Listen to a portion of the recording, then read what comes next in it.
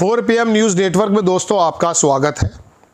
मैं हूं आपके साथ राशिद ज़हीर। आंदोलन इस देश में अब कामयाब क्यों नहीं होते हैं?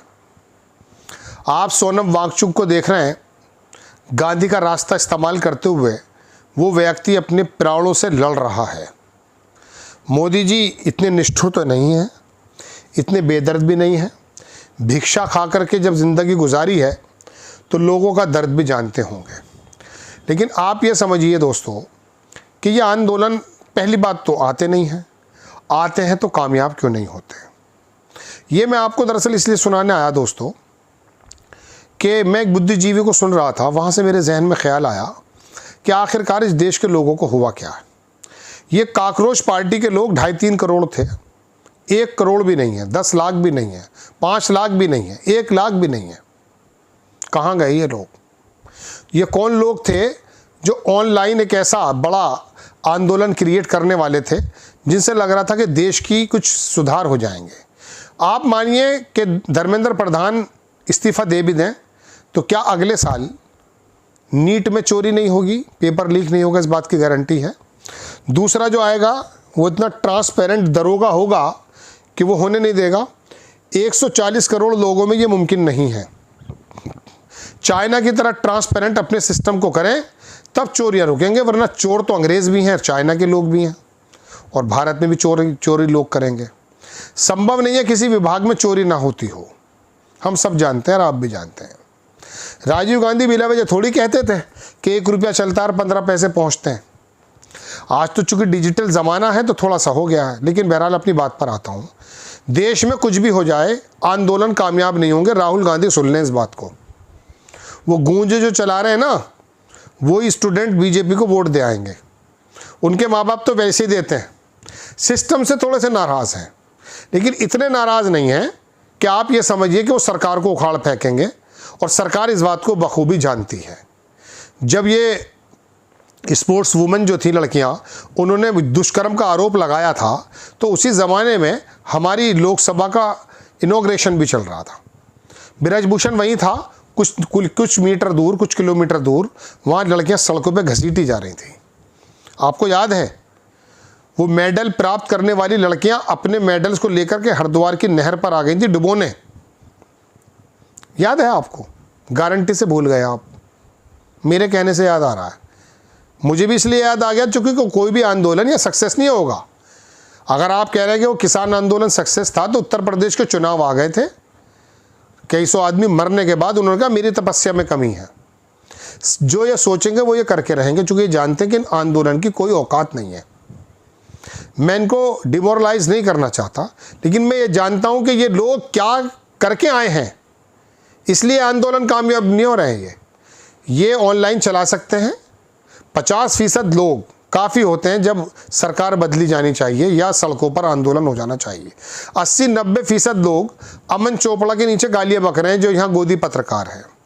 धर्मेंद्र प्रधान के ट्विटर के नीचे गालियां बक रहे हैं 80-90% लोग। तो ये फिर क्या है? मोदी जी घबरा क्यों नहीं रहे हैं? बीजेपी अमित शाह घबरा क्यों नहीं रही है? या तो फिर ये किसी और जगह से संचालित है सरकार। जो मैंने अभी एक नेशनल चैनल पर अपनी खबर बनाई है जेफरी एप्स्टीन के बारे में, देखेंगे आप कि उसने साइंटिस्ट को बुलाया, हरदीप पुरी। तो या तो इसका मतलब ये कि अमेरिका की डीप स्टेट ने कह दिया कि जाओ आरएसएस से सरकार बनवाओ, हम आने नहीं देंगे। एक पत्रकार कह भी रहे थे कि ये सब कॉम्प्रोमाइज्ड है। तो दोस्तों बात यह है कि ये आंदोलन इसलिए कामयाब नहीं होते क्योंकि ये स्पिरिट मीडिया भर नहीं रहा, वो चाटुकार बन गया है। और लोग हिंदू मुस्लिम के लबादे में ऐसे लिपटे हुए हैं कि अखिलेश यादव उनके आगे इमरान आलम है, राहुल गांधी उसके आगे मुरसलीन कुरैशी है, ममता बनर्जी खातून बेगम है, बेगम के नारे भी लगाते हैं वो। तो ये तमाम लोग इन्होंने मुसलमान बना दिए हैं। समझ रहे हैं आप मेरी बात? पंजाब में इनकी दाल क्यों निकल रही है? चूँकि वहाँ मुसलमान है नहीं, वहाँ सरदार है, सिख है। अब आप कहेंगे साउथ में भी निकल रही। साउथ में पढ़ा लिखा हिंदू है, यहाँ भी पढ़ा लिखा हिंदू है, लेकिन वो इबादत की जगह मंदिर को मानता है और राजनीति की जगह दूसरी मानता है। या गड़बड़ हो गए हैं या अनपढ़ हैं। वो हिंदी पट्टी को गोबर पट्टी बता रहा था, एक सांसद था पुराना साउथ का, वो गलत नहीं कह रहा था। एक्चुअली इनकी जो तैयारी है वो इन्हीं गोबर पट्टी पर है, इन्हीं लोगों पर है। तो आपके आंदोलन कामयाब कैसे हो जाएंगे? अब ये धर्म के रथ पर जब सवार होकर आए तो ये तो ईश्वर के या भगवान के या रामचंद्र जी के भेजे हुए दूत हैं। इन दूत को ये खिलाफ ही नहीं जा सकते। इसमें सबसे बड़ी बात यह है कि मंदिर का चोरी का चढ़ावा चोरी निकले तब भी ये इनके कान पर जू नहीं रहेंगी साहब। आप राहुल गांधी गूंज बना रहे हैं। अरे कुछ नहीं होगा भैया, थोड़ा रुक। ये अंग्रेजी मीडियम में पढ़ करके ये मत समझो यहाँ के देसी लोग हैं, यहाँ देसी लोग हैं। इन्हें कुमार विश्वास समझता और सिद्धू और संबित पात्रा इनकी नफ्स को, और मोदी इनकी नफ्स को पहचानते हैं। तो ये आंदोलन कामयाब इसलिए नहीं होंगे। सोनम वांगचुक एक बड़े आदमी है, काम कर रहे हैं बेचारे। हालांकि 35 पर 370 पे बड़ी बगले बजा रहा था ये आदमी भी। किसके कहने से आया, किसके कहने से नहीं आया, ये चाहे जिसे बदनाम कर दें, जो सरकार में बैठे लोग हैं, चाहे किसी को हीरो बना दें।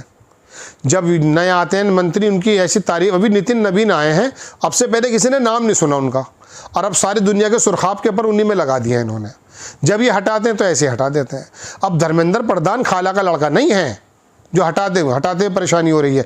मूंछ नीची ना हो जाए, समझ रहे हैं मेरी बात आप? क्योंकि अगर इस तरह के आंदोलन से, गीदड़ भपकियों से मोदी जी अगर मानने लगे तो वो पहचान चुके हैं हमारी नफ्स को। अरे कोई बात नहीं है, हल्ला काटेंगे 4 दिन, इनका कोई मसला नहीं है। ये भूल जाते हैं इलेक्शन जब आएंगे तो डुगडुगी बजाएंगे और ये नाचने लगेंगे। तो असल में आंदोलन कामयाब इसलिए नहीं हो रहा। अब कहेंगे आपकी हमने वजह बता दी। अब इलाज तो जब बताएं जब राहुल गांधी फ़ोन करें। भाई उसके इर्द गिर्द लोग हैं, अखिलेश यादव से मिलना मैटर है। अपने माध्यम से हम तो आपसे ही बातें करते रहते हैं। तो दोस्तों बात यह है कि पहली बात तो मोदी जी बांग्लादेश के तो आदमी है नहीं, एक्चुअली उनकी पॉलिसीज से प्रॉब्लम है। इस वजह से ये आंदोलन चल रहे हैं, वो अच्छे चल रहे हैं बुरे चल रहे हैं उसको छोड़ दो। बात यह है कि ये लोग जब कुछ बिजनेसमैन के हाथों में ही तमाम चीज़ें दे चुके हैं तो यहाँ पर लोग उठते हैं, लेकिन वो ये सोचते हैं कि नहीं इन्होंने इसके अंदर कोई ना कोई काम होगा, इसके अंदर भलाई है कोई ना कोई, ये रामचंद्र जी ने भेजा है इनको, हमारी आंखें धोखा खा रही हैं। मैं आपको एक छोटी सी बात बता देता हूँ। जैसे तांत्रिक होते हैं ना हिंदूज़ में, ऐसे मौलवी कुछ इनमें भी होते हैं मुसलमानों में।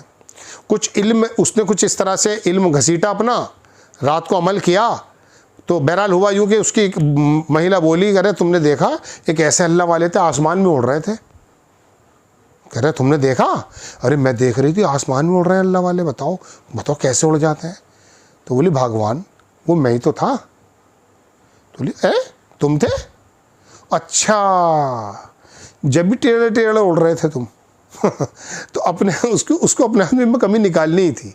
इन्हें अपने आदमी के अंदर खूबी ही निकालनी है। ये मंदिर के चढ़ावे में चोरी को छोड़ दीजिए। जो श्री रामचंद्र जी की मूर्त है ना, राम ना करे ईश्वर ना करे, अगर उसको भी चुरा लेते तो तब भी दिक्कत नहीं होती।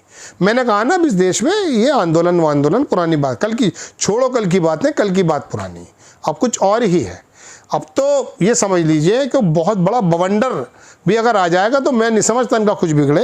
हाँ, इतना ज़रूर है कि जातियों का खुमार है। अखिलेश यादव ने काम किया था वाकई पीडीए का, इससे मैं मुतासिर हूँ, और ये शुरू से ही है। काशीराम जी के बारे में लोग कहते हैं, मैंने खुद तो नहीं सुना, कि वो ये कहते थे कि जब धर्मांध बढ़े, उन्माद नहीं धर्मांध कह रहा हूँ मैं, तो ये जातिवाद अच्छी चीज़ हो जाती, जातियों में बढ़ जाते हैं, धर्म को भूल जाते हैं। अखिलेश यादव ने काम अच्छा किया था, लेकिन तुमने अच्छा किया था, उन्होंने कुछ और किया। तुमने 20% मुसलमान जोड़े, 8% यादव जोड़े, कुछ पीडीए, वो 50% जंग पे हाथ मारा अमित शाह ने, ओबीसी पे। उन्हें यात्राओं में उनके ऊपर फूल डाले हैं। वो कह रहे हैं हमारी सरकार है, हम जो चाहे कर लें, जो चाहे कर लो। जय हिंद।